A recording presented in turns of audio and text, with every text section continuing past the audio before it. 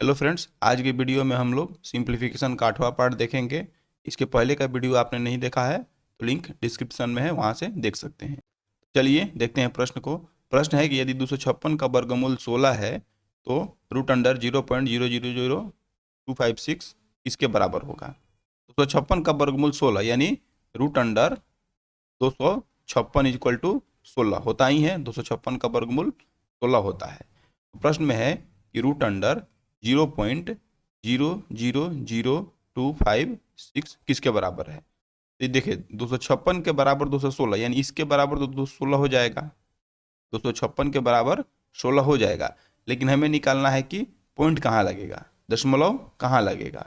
तो इसको निकालने का ट्रिक है कि दशमलव के बाद जितनी संख्याएं हैं उसको गिन लेंगे। तो संख्याएं हैं 1 2 3 4 5 6। दशमलव के बाद 6 संख्याएं हैं तो यहाँ लिख देंगे 6 और इसमें 2 से भाग कर देंगे। 2 से क्यों भाग करेंगे? क्योंकि यहाँ वर्गमूल है और वर्गमूल में यहाँ क्या रहता है, 2 रहता है। यदि यह घनमूल रहता तो यहाँ 3 रहता। तो जब 3 रहता है तो हम लोग क्या करते हैं, यहाँ 3 से भाग करते हैं। यहाँ वर्गमूल है 2 है तो हम लोग 2 से भाग करेंगे। 2 से जब 6 में भाग करेंगे तो यह 3 बार में कट जाएगा। तो जब यह 3 का मतलब हुआ कि दशमलव के बाद 3 संख्याएं होनी चाहिए। दशमलव के बाद इसको वर्गमूल बनाने के लिए दशमलव के बाद कितनी संख्या होनी चाहिए, 3 का मतलब 3 संख्याएं। तो एक तो है 16, यहाँ लिख देंगे 16, और इसको 3 संख्या बनाने के लिए क्या करेंगे, एक जीरो लगा देंगे, यानी कि हो जाएगा 0.016, और इसके पहले एक जीरो लगा देंगे 0.016। यही क्या हो जाएगा, आंसर हो जाएगा, यानी ऑप्शन नंबर सी हो जाएगा इसका आंसर। तो इस तरह से इन प्रश्नों को बनाना है। दशमलव के बाद जितनी संख्या है उसको गिन लेना है, उसमें वर्गमूल है तो 2 से भाग कर दीजिए और घनमूल है तो 3 से भाग कर दीजिए। चलिए एक और प्रश्न देखते हैं तो क्लियर हो जाएगा। अगला प्रश्न है कि 784 का वर्गमूल 28 है तो रूट अंडर 0.000784 किसके बराबर होगा। फिर उसी तरह से 784 किसका वर्गमूल है, 28 का। तो हमसे पूछ रहा है कि रूट अंडर 0.00000784 किसका वैल्यू क्या होगा, मतलब पॉइंट में लगा के कितना इसको आएगा। तो निकालते हैं इसको। दशमलव के बाद कितनी संख्याएं हैं, 1 2 3 4 5 6 7 8। 8 है, यह वर्गमूल है, इसके बगल में 2 लगा रहता है। तो क्या करेंगे, 2 से भाग कर देंगे। तो कितना बार में कट जाएगा, 4 बार में। 4 बार का मतलब हुआ कि दशमलव के बाद 4 संख्याएं होनी चाहिए। और प्रश्न में दिए हुए है कि 784 जो है 28 का वर्गमूल है, यानी 784 की जगह तो 28 होगा ही, तो यहाँ लिख देंगे 28। अब इसके पहले 2 गो जीरो लगा देंगे तो दशमलव के बाद 4 संख्याएं हो गई, 4 आया तो यहाँ जीरो लगा देंगे, यानी 0.0028, यानी ऑप्शन नंबर कितना हो जाएगा यहाँ, डी। तो इस तरह से इन प्रश्नों को बनाया जाता है। चलिए घनमूल वाला देखते हैं। अगला प्रश्न देख लेते हैं घनमूल वाला।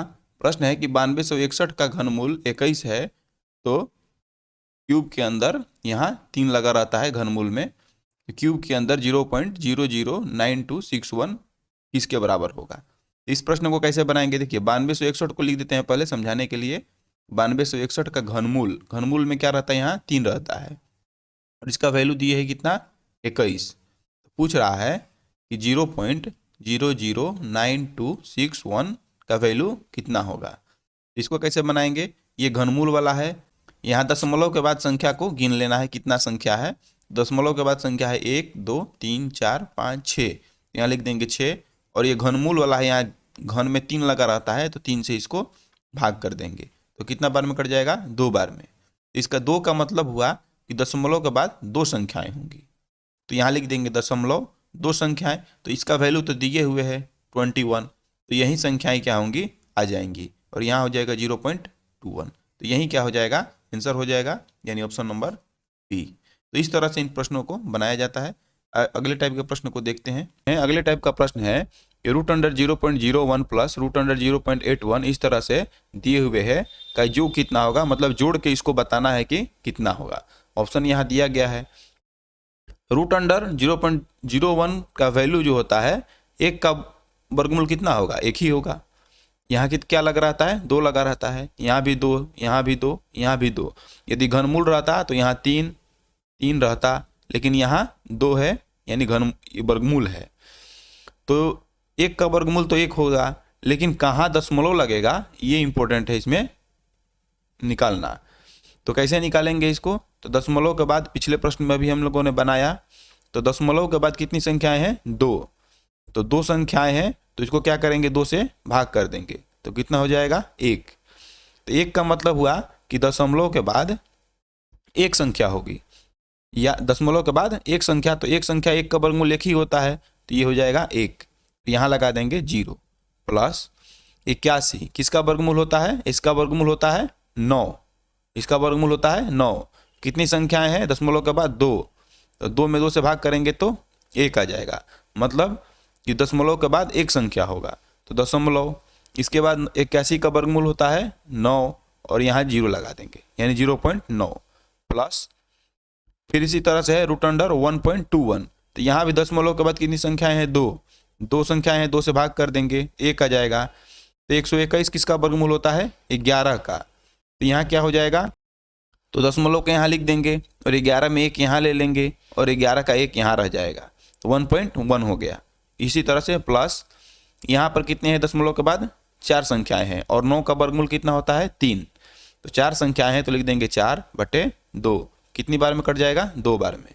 तो इसका मतलब कि दशमलव के बाद 2 संख्याएं होंगी। तो 2 संख्याएं कौन होंगी? एगो तो 3 होगा, 9 का वर्गमूल, और एक 0, और इस यहाँ पर लगा देंगे 0। अब सबको क्या करेंगे? जोड़ देंगे। तो सबको जब जोड़ेंगे तो 0.1 प्लस 0.9 प्लस 1.1 प्लस 0.03, तो कितना आ जाएगा? 2.13। सबको जोड़ के इतना आ जाएगा, और ये ऑप्शन नंबर कितना में है? सी में। यही क्या हो जाएगा? आंसर हो जाएगा।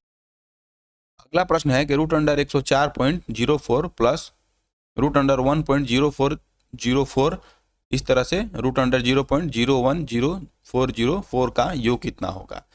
ये प्रश्न भी पिछले प्रश्न की तरह है। यहाँ निकालना है कि रूट अंडर 104.04 का वर्गमूल कितना होगा।